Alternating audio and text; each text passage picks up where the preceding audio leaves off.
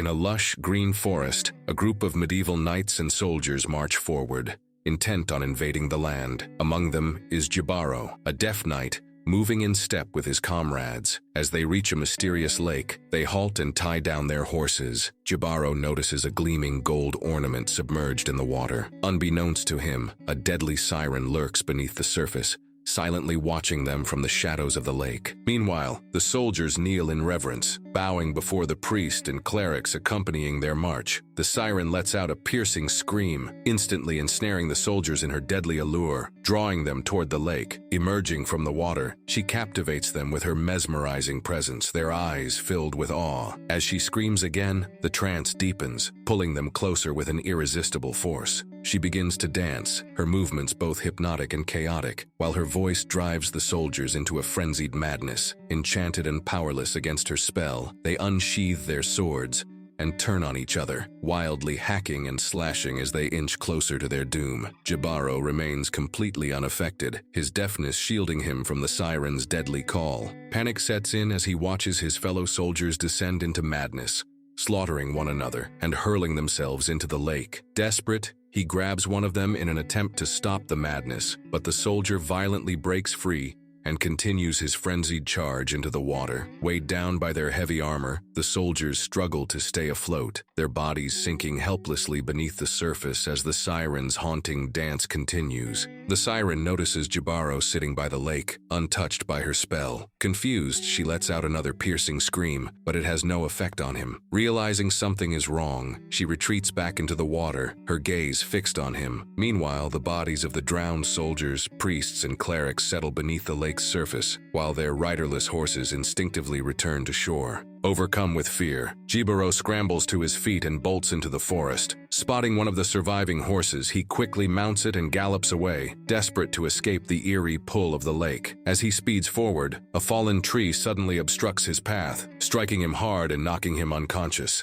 Hours later, he wakes to find his horse gone, leaving him stranded and disoriented. Stumbling through the woods, he soon discovers a nearby river, where he drinks eagerly before setting up camp. Unbeknownst to him, the siren has tracked him down, drawn to him in a way she has never experienced before. Infatuated, she quietly approaches and settles beside him as he sleeps, her golden body glistening in the moonlight. Entranced by his presence, she lies down next to him, lost in fascination. The next morning, Jibaro wakes to find the siren lying beside him. Startled, he instinctively reaches for her, but as his hands make contact, the sharp gold encrusting her skin cuts into his flesh. He pulls back in pain, only to notice tiny fragments of gold embedded in his hands. A wave of greed overtakes him as he realizes her body is covered in precious metal and jewels. Before he can act, the siren disappears back into the lake. Consumed by desire and obsession, Jibaro follows after her, determined to claim her riches for himself. The siren, sensing his pursuit, hides beneath the rushing waters of a nearby waterfall. Jibaro spots the siren beneath the waterfall and climbs a tree to get closer. As he reaches her, he cautiously sets his sword down, signaling no immediate threat.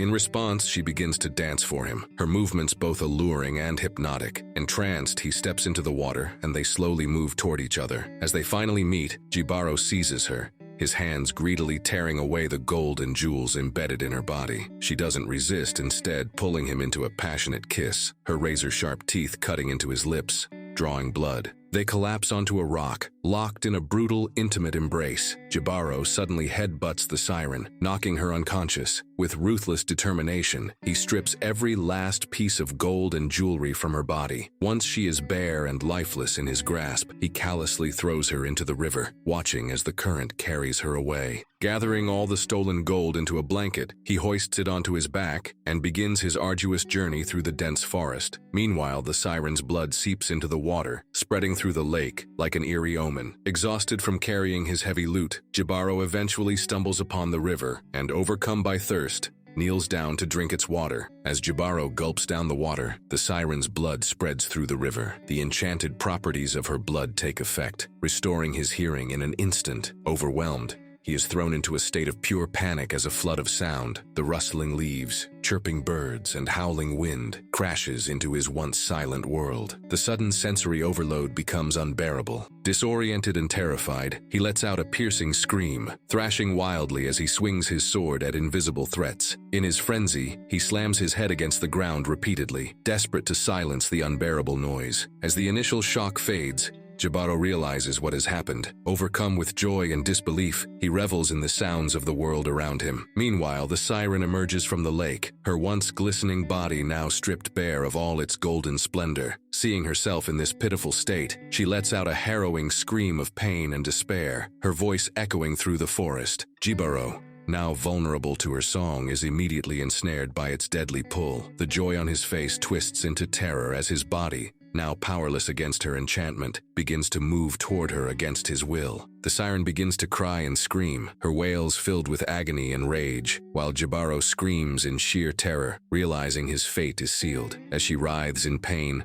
her voice grows stronger, pulling him closer with an unstoppable force. Desperate to resist, he struggles, but his body moves against his will. The episode ends with Jibaro helplessly sinking beneath the surface, vanishing among the countless other bodies that have met the same tragic fate, as the Siren's tortured cries echo through the forest.